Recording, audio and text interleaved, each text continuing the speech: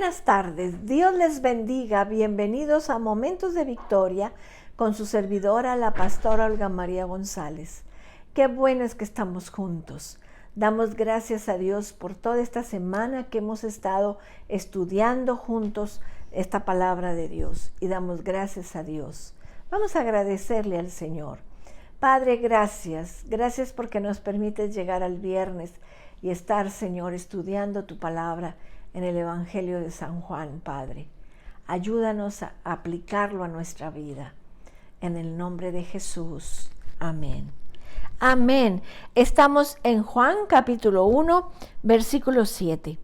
Dice, este vino por testimonio, para que diese testimonio de la luz, a fin de que todos creyesen por él. Fíjense qué tremendo.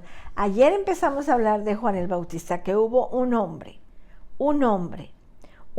con una misión, un hombre con un llamado. ¿Se acuerdan que vimos que era enviado por Dios? Entonces el mensaje es un mensaje dado. El Señor nos da el mensaje y el siervo de Dios no es dejado a su propia suerte para que invente un mensaje. No depende de sus propios razonamientos. Entonces, tenemos que ver que Juan el Bautista vino a dar testimonio de la luz. Era enviado con un mensaje muy específico y era proclamar la luz a Cristo mismo. Tenemos que entender eso, que el Señor envió a Juan el Bautista a dar testimonio. Entonces, dice en Segunda de Crónicas 2:17, pues no somos como muchos que medran falsificando la palabra de Dios, sino que con sinceridad, como de parte de Dios y delante de Dios, hablamos en Cristo. No estamos mintiendo cuando compartimos la palabra. Siempre que tú recibas la palabra, siempre que alguien te predique la palabra, búscala, busca el versículo, busca los versículos que yo te estoy dando para que veas que yo no estoy inventando nada, sino que estoy hablando la palabra de Dios. Es el ministerio que el Señor nos dio. Así que el hombre, Juan el Bautista, vino a dar testimonio de la luz. Era enviado con un mensaje bien específico y ese mensaje era proclamar la luz de Cristo. Proclamar a Cristo a todos los demás. Y él comenzó a predicar en el desierto. Tenemos que entender. Dice en 2 de Corintios 4, del 1 al 2, por lo cual, teniendo nosotros este ministerio, según la misericordia que hemos recibido, no desmayamos, antes bien, renunciando a lo oculto y vergonzoso, no andando con astucia ni adulterando la palabra de Dios, sino por la manifestación de la verdad, recomendándonos a toda conciencia humana delante de Dios. No comenzamos nosotros a ver qué hablamos o a ver qué decimos, sino que Dios pone en nuestro corazón el mensaje para compartirlo. La misión nos la da el Señor. Somos enviados de Él. Tenemos que entender. Cuando comenzó la pandemia, hace 2 años y medio, que se cerraron las iglesias, el Señor nos habló a los pastores y comenzamos a compartir por el Facebook, por el YouTube, por carta, por teléfono, por celular. Comenzamos a predicar el Evangelio de Dios. Los cultos los teníamos en el Facebook. La iglesia estaba cerrada, pero la palabra no estaba encerrada. La iglesia no se podían abrir las puertas, pero la palabra corre aún cuando están las puertas cerradas. Y damos gracias a Dios por todas las redes sociales que nos ayudaron a compartir, que nos ayudaron a dar el mensaje domingo tras domingo, los miércoles, todas las tardes con los momentos de victoria y tantos mensajes que se han dado a través de lo escrito, de lo hablado, de lo leído. Tenemos que entender que el Señor es el que nos da la misión. En Deuteronomio, capítulo 12, 32 dice, cuidarás de hacer todo lo que yo te mando, no añadirás a ello ni de ello quitarás. Obedecimos, los pastores obedecimos al Señor para compartir la palabra, para que se abrieran las redes sociales y poder compartir. Y tenemos que darle gloria al Señor. En Apocalipsis 22, 19 dice, y si alguno quitare de las palabras del libro de esta profecía, Dios quitará su parte del libro de la vida y de la santa ciudad y de las cosas que están escritas en este libro. No podemos ni añadir ni quitar. Tenemos que predicar la palabra como está, la palabra como es.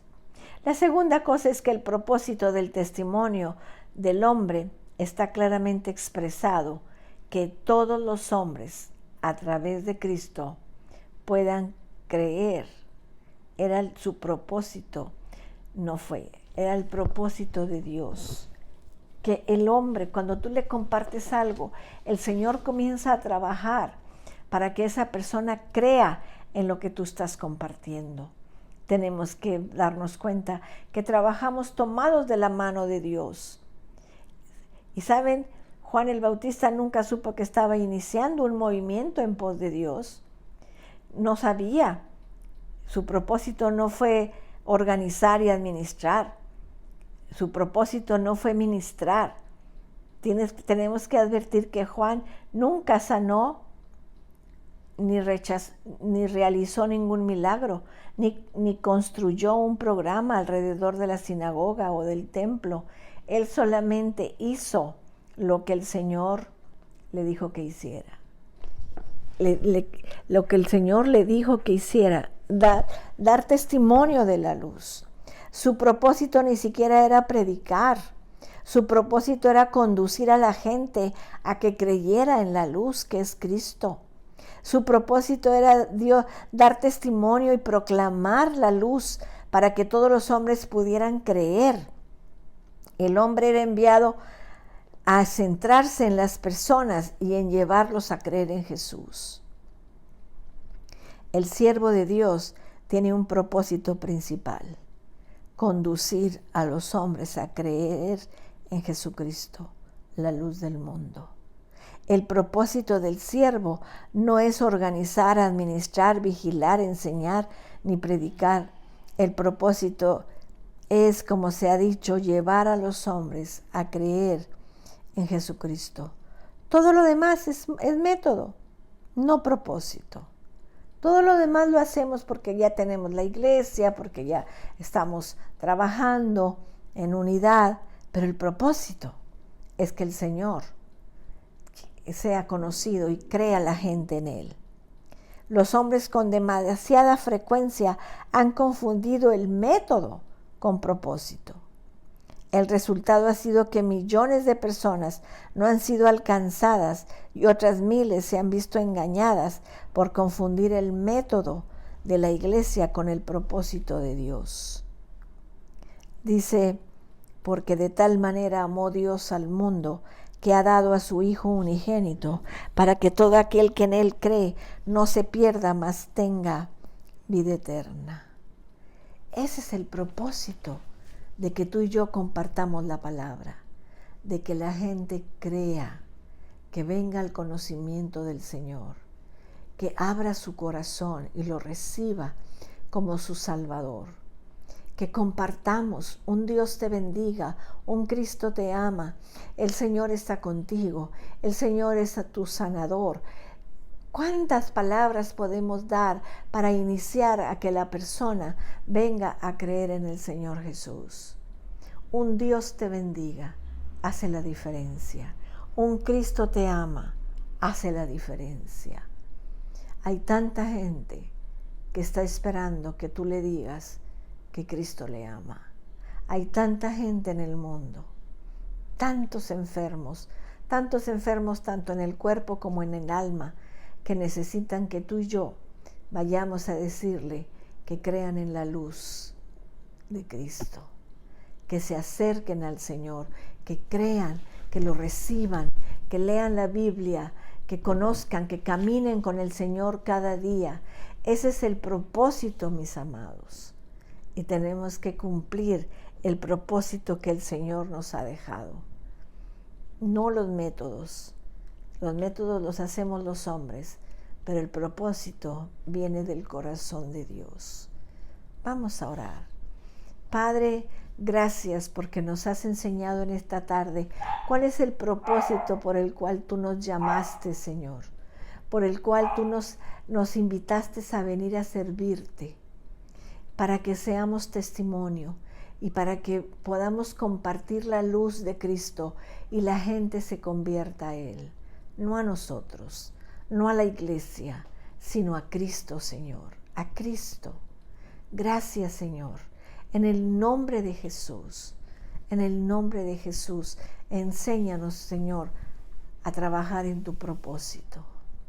Padre, asimismo queremos orar en esta tarde, Señor, por el culto de nuestra congregación el domingo. Que tú te manifiestes en la alabanza, en sanidades, Señor, que tú nos hables a través de la palabra. En el nombre de Jesús. Amén. Amén, mis amados. Los espero el domingo a las 10 de la mañana, ya sea presencial o en línea, pero acércate a Dios, búscalo y lo vas a encontrar. Que Dios les bendiga, que Dios les guarde. Cristo les ama y yo también.